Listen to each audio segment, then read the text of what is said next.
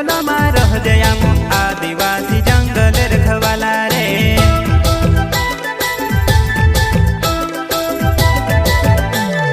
चल जंगल जमीन काजे पूजे रे आदिवासी दुनिया ने रखवाला रे। बाप देव खतरी काज पूजे रे आदिवासी सबसे निराला रे।